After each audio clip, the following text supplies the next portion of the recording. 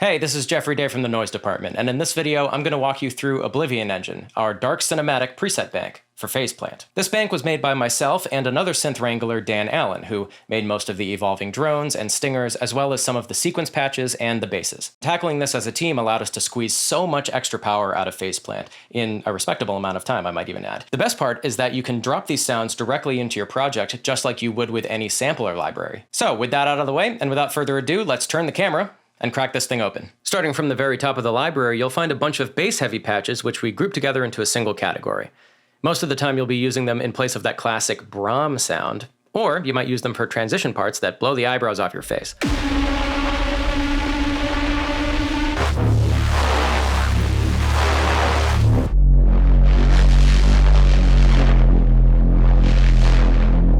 The original inspiration we had for the sounds in this bank came from video games and science fiction movies that have giant, terrifying alien machines in them, so a number of these patches come with abrasive metallic layers or cybernetic energy kinds of flavors.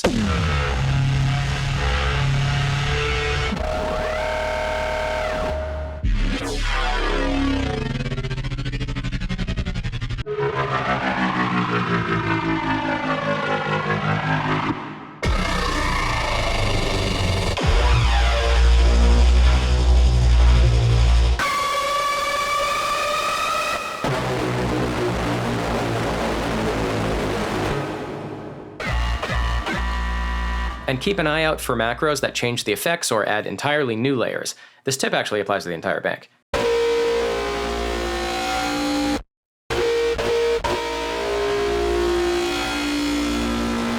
Moving on to the next category, you'll find a collection of atmospheric drone-like patches. Super slow attack and release settings, lots of reverb, and tasteful sequencing.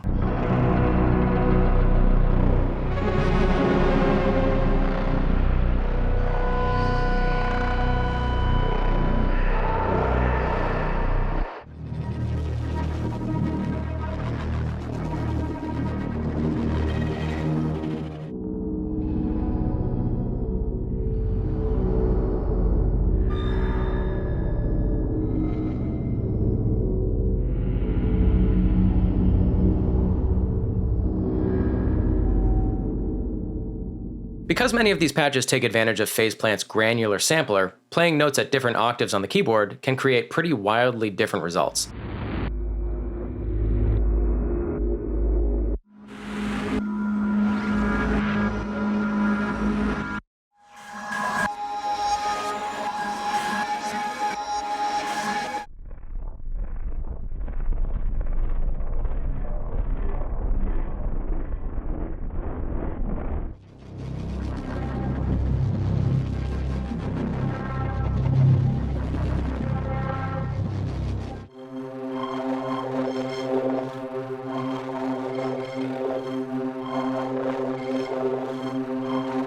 A few of these patches can get very complex and atonal, which is how I like it.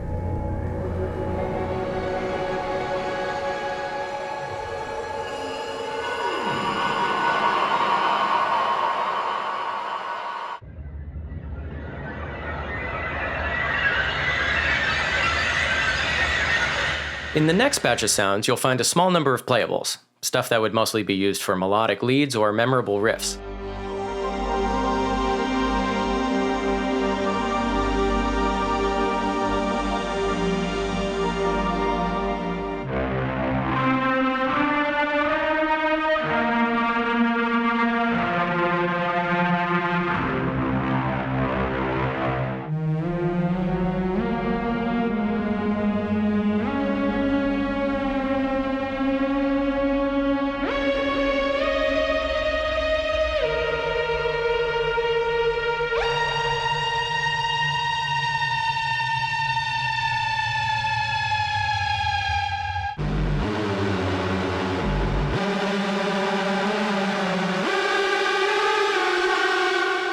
What's great about these patches is that they work nicely everywhere on the keyboard, and tonally these sounds are a bit closer to EDM rather than hybrid cinematic.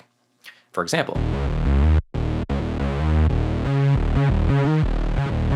again, don't be afraid to make big changes to the macro knobs and stuff, because you're going to end up creating big, awesome variations of the starting sounds.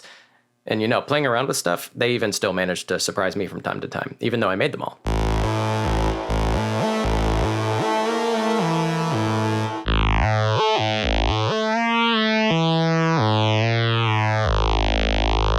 This one started as a lead, but it's like a full blast riser now. The next category is a combination of what I can only describe as percussion and SFX. Some of these patches are straight up percussion playables that can squeeze their way into an orchestral performance.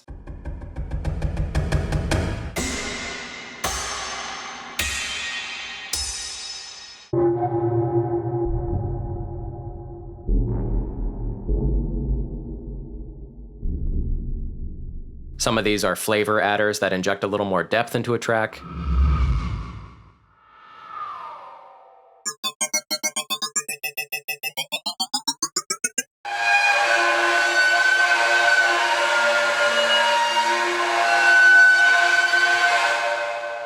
And a few others are great for using as transitions or risers.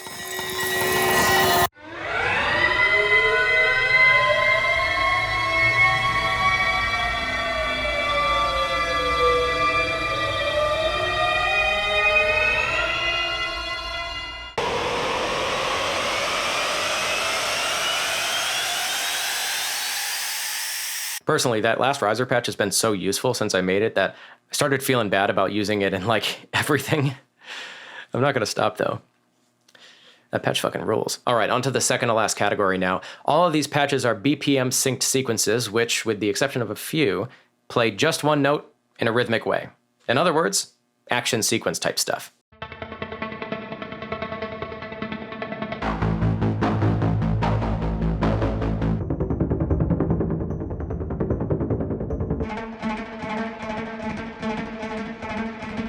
One thing I want to call out is these remap modules down at the bottom. 3 of these patches will be screaming at you to make edits. You can't really miss it.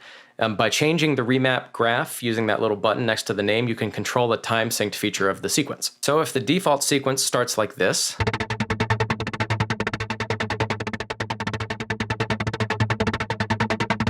if I wanted to make changes to the flow or the accented moments, I could edit the graph labeled volume sequence.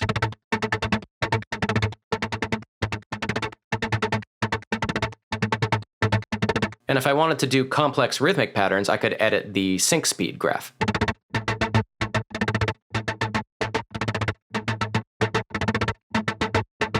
It's a lot of fun, it's super flexible, but as I said, there's only like 3 patches like that, so the rest are a little bit more straightforward where you can just move a macro knob and change the speed.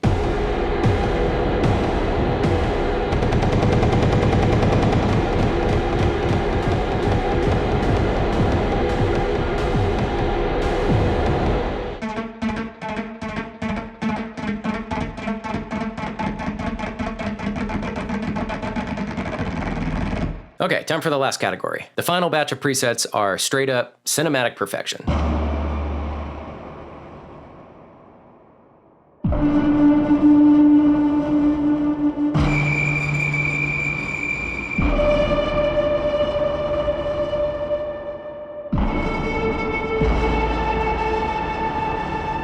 These patches were designed to be stingers, mostly. In other words, meant for a sudden moment of intensity. Just like percussion, the sounds have a fast onset or even an impact in some cases, and then they fade away quickly.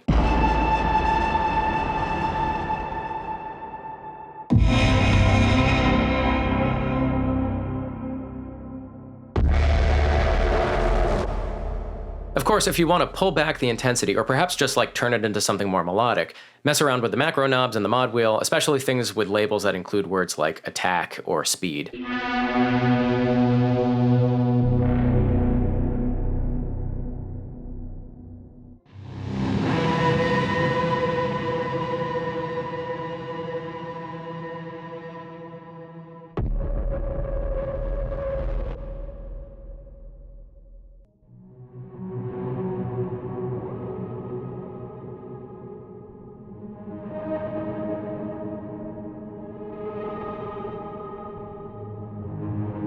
Alright, now that you've heard all the details about the Oblivion Engine bank, I want to show you something really cool. On the screen here is the song that myself and Dan Allen put together for the product launch. There's just over 70 tracks in here, not counting the groups, and I'm gonna mute everything that isn't from this bank. Ready?